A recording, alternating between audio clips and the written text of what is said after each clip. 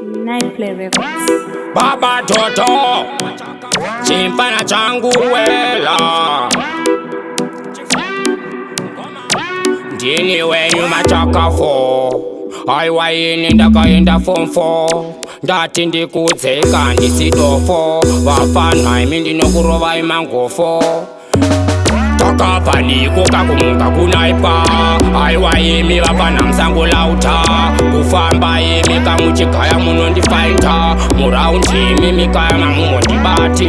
takapaniko kakumuka kunaipa aiwa imi vafana kamusango lauta kufamba imi kamuchingoshauta muchigaya muraundi chandifaita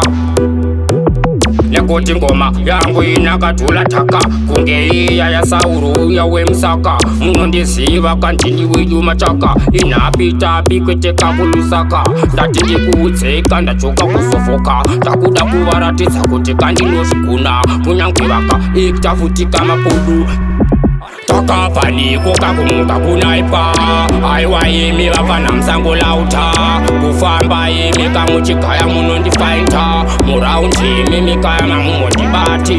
takapaniko kakumuka kunaipa aiwa imi vafana kamusango lauta kufamba imi kamuchingoshauta muchigaya muraundi chandifaita tomashoko toatundikidze bepi ndati ndikuudze baba vako varipi muripi iwe mai vako vari kupi asi mai vako ndimukadota iri kana kuti kapfupi ndati ndikuudze kuti hama dzako dziripi hakuna kuda kundiona faninge munhu mupfupi inini ndati ndikuudze kuti ini handiku handiti handibvi kwamutare yakainandisitikakumunga kunaipa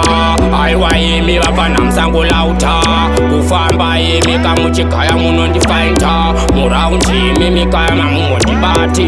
takapaniko kakumunga kunaipa aiwa imi vafana kamusango lauta kufamba imi kamuchingoshauta muchigaya muraundi chandifaita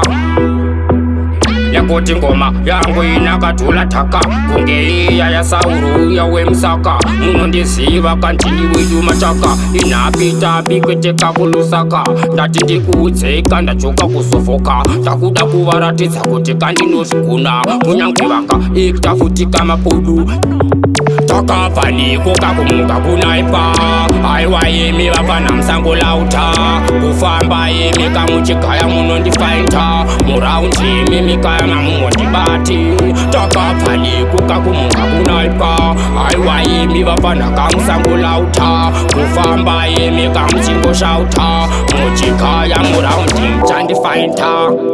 urikuona mwanu nekuti ngoma kana ndadzibata kandinodzigona ndodzidhoma ndopaunoona kuti ngoma dzangu hadzizishoma vamwe venyu ndati ndosaka ndakatama mazuva ano zvangu ini kandakuita zvangu zviri gutu mutu rutu shutu baba toto